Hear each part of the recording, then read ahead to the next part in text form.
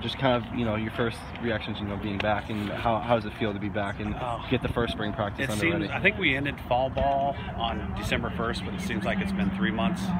So I'm really looking forward to seeing everybody. I know Michelle Diltz, our strength coach, said everybody did look pretty good this morning at weights, so they came back in shape. Did some stuff over Christmas break. Sometimes it's difficult because you might be in a place that doesn't have a good gym to work out in, but I think everybody found a way. But I've been really pleased with everybody. We had 3 4.0s, 11 kids made Dean's List. So academically, we had a nice semester, and now everybody's ready to go because this is year 23 for us. What expectations do you kind of have early on? I know it's still really early and everything like that. Exactly. No, I hate that word. I know. As soon as you said it, I know. I took it back. I did see it. Exactly. Sorry. No. But obviously you lose a couple of seniors last year, but you get a couple of transfers and freshmen. What do you like of this makeup of this team so far? Well, I was just talking to a couple of the print media guys, and they asked about Osorio, who was just a great pitcher for us for 4 years. I literally said we had to bring in 3 to replace her. But one of our freshmen, Montana Faust, just had an awesome fall. Believe it or not, she's probably the hardest working pitcher we've ever had already, and it's only been 4 months into her career. I think Stephanie, her pitching coach, would say the same thing about her.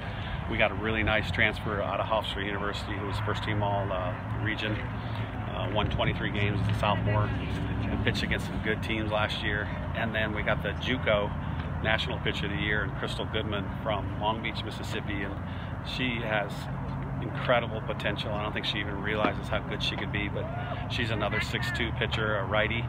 And then add those 3 to a lefty, Madison Preston, sophomore, and then our senior, Courtney Gettins. And we've got almost every pitch covered. We've got righty, lefty. We've got somebody has really good changeup, somebody has good drop ball, rise balls. And then the other really cool thing about our staff is we have 3 kids that hit 68 or above miles per hour, and that's unheard of, really, let alone have 1, but have 3. So Sarah hit 68, Crystal hit 69, and Montana hit 72 on the gun one day in practice. So it's going to be fun. That's good. Tell me about. It's kind of a long answer. I know, you're good. Tell me about what goals you have for just this couple weeks leading up to games. What do you want to see the team work on and improve? I think just get them, get some reps going.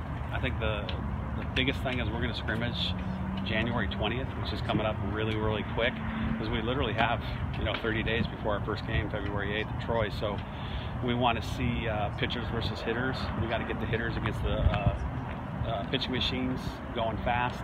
They need to see movement. I think that's the biggest challenge, is because really we haven't hit as a group since December 1st. And again, it's sometimes a struggle to get a place to hit over Christmas break, but that's probably the #1 thing. And then to see the live pitcher versus the live hitter and see where we're at. What do you want Alabama fans to know? Obviously, so supportive of you ever since you've been here. Kind of tell them something to get them pumped up as the season is getting ready to get started. I think this is going to be one of the most balanced teams we've ever had. We have 8 righties, 7 lefties. We've got 5 green light girls, which means they get on first. They can steal at any time they want. I don't have to give them the steal. They just go on their own. We've got pop. We've got fast lefties. We've got power lefties. We've got power righties. But the biggest thing to me is every time they come, they might see a different pitcher, and that's exciting. It's a different look. It's a different type of pitcher, different type of pitches, and you're going to see some of the best kids in the country right here in the Rhodes House. We talked to Skylar earlier, and she mentioned, as far as coming here, how the SEC was a big draw for her. Now that the SEC has kind of been established in the softball scene for several years now, kind of when you go out on the recruiting trail, how big of a draw is playing in the SEC for the prospects that you look to target?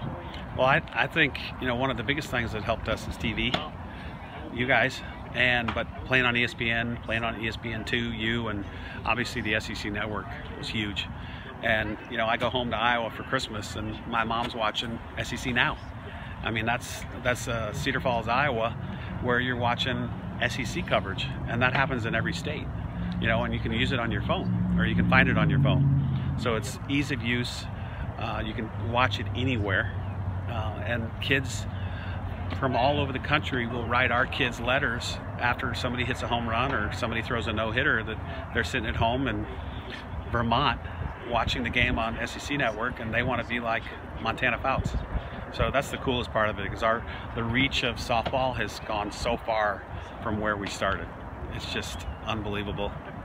And then just your initial thoughts on your freshman class coming in. I've been really pleased. They all 4 got out of study hall, so they all got above a 3.0. We had actually all 4, I think, were above a 3.3, which is excellent. They start off on the right foot, but we've got a mix of Skylar and Chloe are green light girls, and Kayla Davis and Montana, who not only pitches but she'll hit. Both have good pop, so we've kind of got it all covered in one class.